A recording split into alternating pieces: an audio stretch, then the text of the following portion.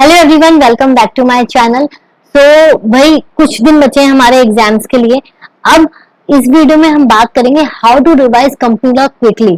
देखो एग्जाम्स आने वाले होते हैं एंड स्पेशली इस एग्जाम के लिए जो बच्चे एक ग्रुप दे रहे हैं उनको मिल रहे हैं 1.5 डेज। जो बच्चे दोनों ग्रुप्स दे रहे हैं उनको तो सिर्फ आधा दिन ही मिल रहा है जिस दिन वो एग्जाम दे के आएंगे।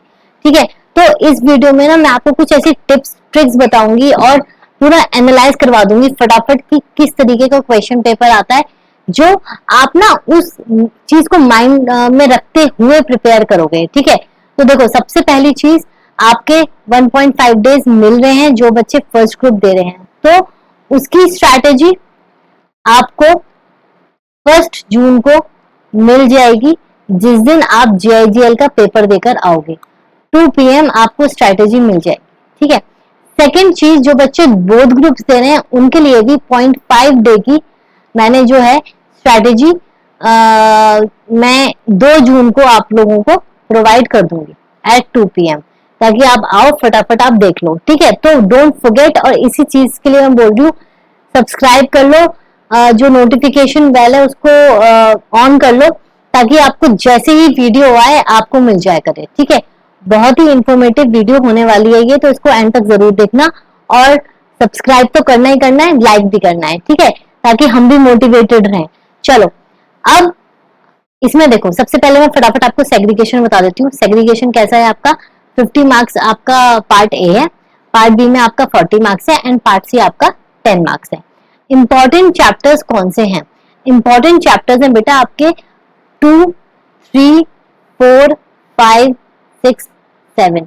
2, 3 कौन से वाले हैं? मेंबर्स, शेयर होल्डर्स, डेट, ये सारे चैप्टर्स आपके स्टार्टिंग के हैं। ये इंपॉर्टेंट क्यों है? इंपॉर्टेंट इसलिए है क्योंकि इसमें से नंबर ऑफ क्वेश्चंस आते हैं, चाहे वो 3 मार्क्स का आए, 4 मार्क्स का आए, बट इसमें से कॉन्सेप्ट्स बहुत निकल जाते हैं। ठीक है, तो ये चीज ना आपको बहुत ध्यान में रखनी है। अब जैसे मैंने बोला, इसमें शॉर्ट क्वेश्चंस भी आ सकते हैं, डायरेक्ट क्वेश्चंस भी आ सकते हैं एंड डिफरेंस बिटवीन भी आ सकता है। इससे रिलेटेड ना मैंने एक आप लोगों के लिए प्रेजेंटेशन टिप्स करके एक वीडियो डाली थी जो 40 मिनट की वीडियो है, स्ट्रेट फॉरवर्ड 40 मिनट की। अभी जो 40 मिनट की वीडियो है इसको आप 2x में चलाओगे, 20 मिनट में आपको समझ में आ जाएगा कि आपको किस तरीके से पेपर करना है, पेपर प्रेजेंट करना है।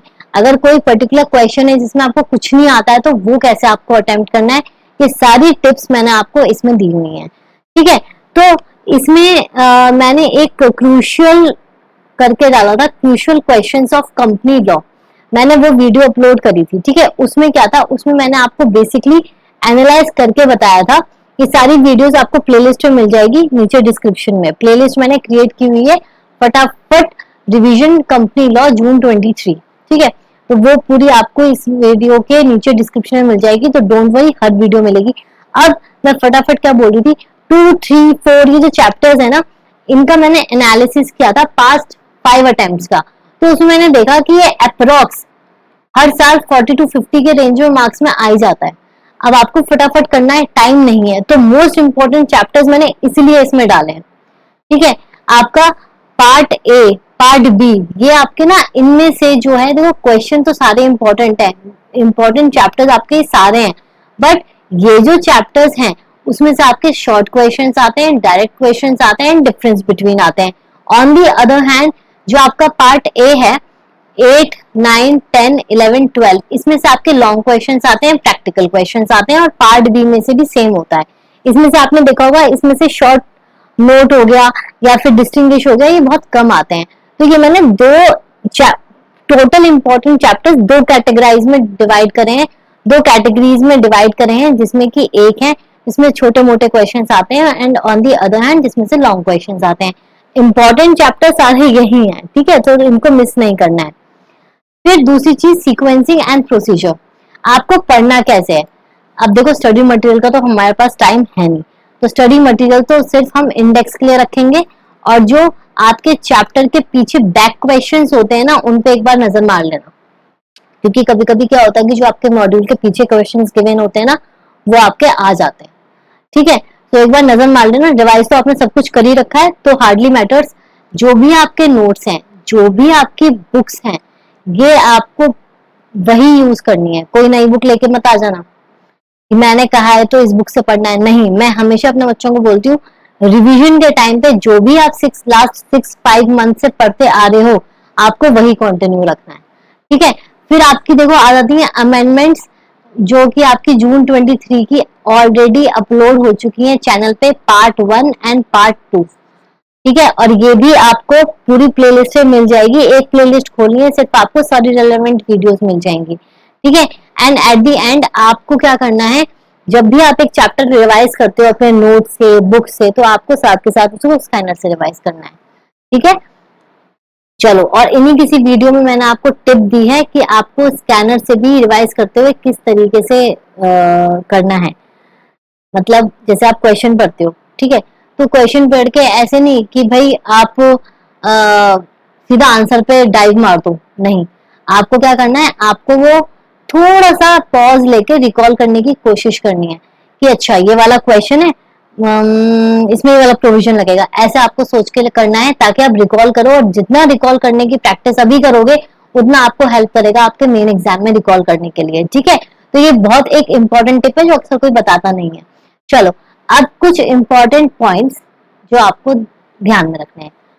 सबसे पहले जैसे मैंने कहा, do not pick any new topic from syllabus now, क्योंकि वो आपके जस्ट एग्जाम्स आ गए हैं, बिल्कुल भी कोई नया टॉपिक नहीं उठाना है। जितना परसेंट हुआ है, 80% हुआ है, 70% हुआ है, 60% हुआ है, 65% हुआ है, जितना भी सिलेबस हुआ है सिर्फ उसी को थ्रू आउट रिवाइज करना है।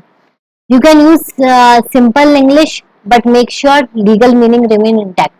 आप सिंपल इंग्लिश लिख सकते हो, ऑब्वियसली सब वही लिखते हैं, कोई बेयर एक्ट नहीं छापता, बट ऐसे कि आपका जो मीनिंग है, जो आप लिखना चाहते हो, वो इंटैक्ट रहे। फॉर एग्जाम्पल, शैल, में, इनमें बच्चे बहुत गड़बड़ करते हैं। एक बार मैंने कॉपी चेक करी थी, उसमें बच्चा क्या लिख रहा है, नीड टू। भाई नीड टू क्या है, नीड टू की जगह आप शैल लिखो। आप प्रोफेशनल कोर्स का एग्जाम दे रहे हो, you have to use legal terms, ठीक है। नीड टू एक लेमैन जो नॉर्मल बच्चे होते हैं, बीबीए बीकॉम वाले, उनकी तरह मत लिखो। In case you don't remember the name of the case, and then so don't mention any fake name. Instead, you can simply write in decided case it was held that. In one of the decided cases, the apex authority held that. ऐसे लिख दो simple, ठीक है। Same, if you don't know the section, just don't mention. ठीक है। And always start your answer from fresh page. और ऐसे ही बहुत सारी टिप्स मैंने अपनी प्रेजेंटेशन टिप्स वाली वीडियो में दी हुई है, उसको आप 2x पे चलाओ और उसको देखो, क्योंकि उससे आपको बहुत हेल्प मिलेगी। ज्यादातर मैंने क्या देखा है ना, बच्चों को सब कुछ आता है, उनको, जैसे मेरे कुछ स्टूडेंट्स थे, जैसे हम नॉर्मली एग्जाम्स के बाद पेपर रिव्यू करते हैं कि कंपनी लॉ का पेपर कैसा था कैसा नहीं था, तो मैं खुद नहीं बताती आंसर्स, मैं पहले उनसे पूछती हूँ। मैं कैसे पूछती हूँ, मेरा एक फंडा है, एक तरीका है कि क्वेश्चन 1 आया, क्वेश्चन 1, अच्छा ये वाला क्वेश्चन है, इसमें क्या आएगा, प्रोविजंस, हाथ खड़े करो, और मैं पूछती थी कि कौन सा प्रोविजन आएगा। ये रिकॉलिंग वाली जो प्रैक्टिस है ना, ये बहुत इंपॉर्टेंट काम करती है, बहुत। आपको रिकॉल करने की इतनी हैबिट पड़ जाएगी और इतना सटीक रिकॉल करोगे ना, आप सही रिकॉल करोगे कि आपको एग्जाम में दिक्कत नहीं आएगी, ठीक है ना। तो मैं क्या बोल रही थी, हाँ, तो एक मैं मॉक टेस्ट चेक कर रही थी, उसमें बच्चे इतना उलझुलू लिखते हैं, इतना उलझुलू लिखते हैं, फ्रेश पेज से स्टार्ट नहीं करेंगे, फर्स्ट लेटर ही स्मॉल कर देंगे। मतलब मॉक टेस्ट में तो मैंने बहुत सारी हरकतें देखी हैं। अब स्मॉल शॉर्ट फॉर्म यूज नहीं करने, जैसे बोर्ड रेजोल्यूशन है तो भैया पूरा लिखो बोर्ड रेजोल्यूशन, ठीक है। तो ये सारी चीजों का आपको ध्यान रखना है। बाकी आप लोगों के लिए सारा कंटेंट अवेलेबल है, प्लेलिस्ट है फटाफट revision company law June 23। And इसके अलावा भी कोई भी डाउट है, कुछ भी है, कभी भी किसी भी प्लेटफॉर्म पे आप हमें रीच आउट कर सकते हो, ठीक है। So all the very best.